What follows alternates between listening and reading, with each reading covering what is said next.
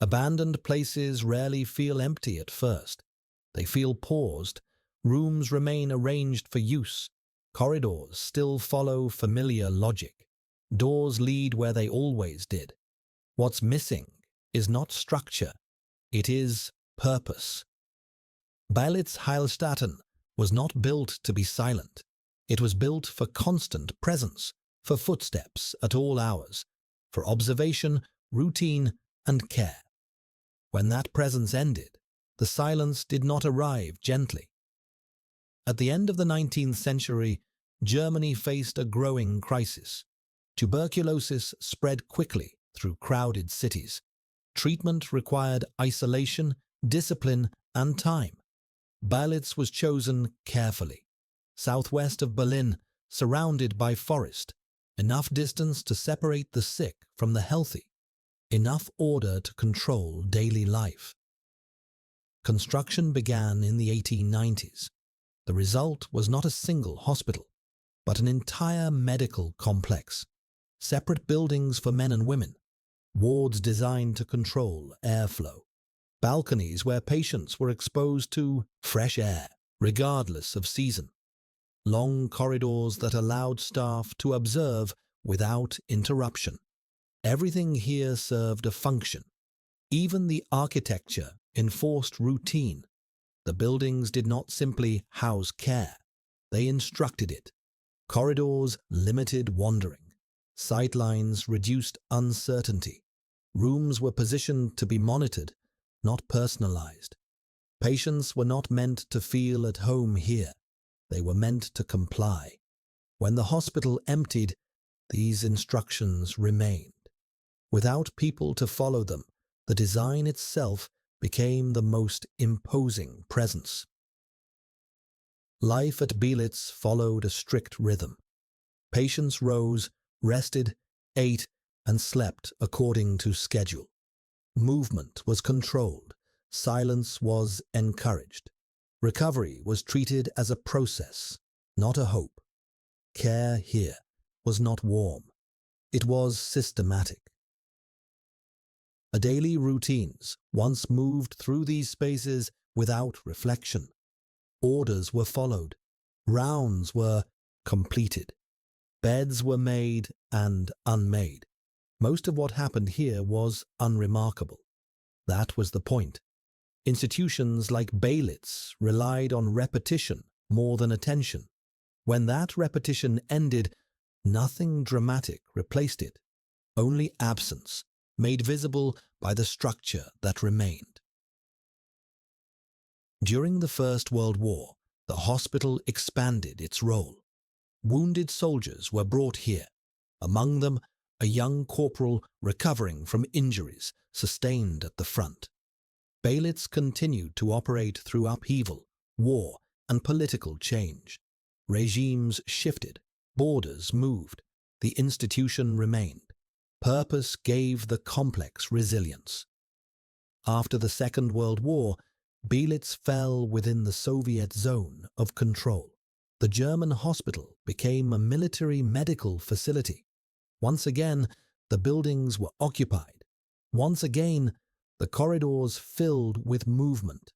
For decades, the complex functioned behind restricted access. The surrounding forest concealed daily activity. Care continued, unseen. But systems depend on people, and people eventually leave. In the early 1990s, Soviet forces withdrew from Germany. The hospital was handed back, but there was no clear plan for its future. Maintenance slowed, staff numbers dropped, buildings were closed one by one. Eventually, operations ceased. There was no ceremony, no final patient discharge that marked an ending. The institution simply stopped. Without daily routines, the architecture began to change its meaning. Corridors designed for observation now led nowhere. Wards built for recovery held only air. Beds remained, but no longer suggested rest. Paint peeled. Moisture entered through damaged roofs. Vegetation followed cracks into walls. Decay did not arrive violently. It accumulated. Beelitz did not fall apart in a single moment. It changed slowly, without resistance. Structural elements held, walls remained upright, layouts stayed legible. What disappeared was upkeep. Without maintenance, the buildings adjusted to a different rhythm, one dictated by weather, time, and neglect, rather than schedules and staff. Walking through Beelitz today, repetition becomes unsettling. Door after door, room after room, identical layouts stripped of activity. These spaces were meant to be inhabited constantly. Their emptiness feels unnatural, not frightening, but unresolved. In places like this, people begin to interpret silence. Stories emerged as the buildings grew quieter. Explanations filled gaps left by absence. Silence rarely remains neutral. When explanations fade, interpretation follows. In places like Beelitz, the absence of activity drew attention to what could no longer be verified.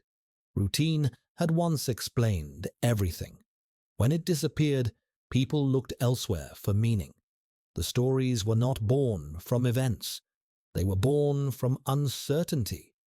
No evidence ever followed the stories. The structure itself offered no answers. The design of Beelitz assumed continuity. Patients would arrive, staff would rotate, records would be updated, rooms would empty and then fill again. The system was never meant to stop. When it did, the architecture was left holding expectations that could no longer be met. Windows designed to admit light now illuminate dust.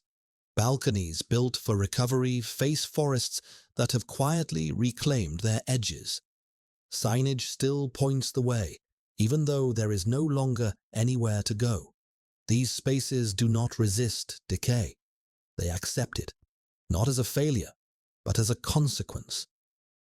Abandonment here did not erase the past. It exposed it. Every corridor reflects a belief that illness could be managed through structure, that repetition would create stability, that control could produce healing. Those beliefs were not naive. They were widely shared.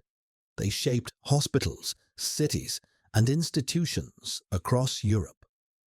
Beelitz was not an anomaly. It was a model. When places like this fall silent, the discomfort does not come from what happened here, but from what was expected to keep happening. The absence feels wrong because the design insists on presence. That tension lingers. Time continued without intervention. Medical equipment was left behind. Paperwork decayed in cabinets. Personal belongings lost their owners. Without people, systems collapse into fragments. What once functioned as a unified whole became a collection of disconnected spaces. Order without presence becomes decoration. Beelitz was never meant to be abandoned. It was designed for constant use, for supervision, for care administered through discipline. Its failure was not sudden. It was administrative. When responsibility dissolved, the place remained, but meaning did not. Today, parts of the complex have been restored, new functions introduced, controlled access re-established. Other sections remain untouched. Even in abandonment, the complex continued to be shaped by human decisions. Some buildings were secured, others were left open. Restoration did not return the original purpose. It introduced new ones. The site became divided between spaces that moved forward and spaces that remained suspended between roles. In those buildings, time feels uneven, not frozen, but stretched. You can still read the intent in the walls, the belief that order could overcome illness, that structure could enforce recovery. Beelitz-Heilstatten stands as a record of confidence. Confidence in systems, in architecture, in routine. It reminds us that places do not fail all at once. They persist long after their purpose has ended. When that confidence faded, the buildings did not disappear. They waited.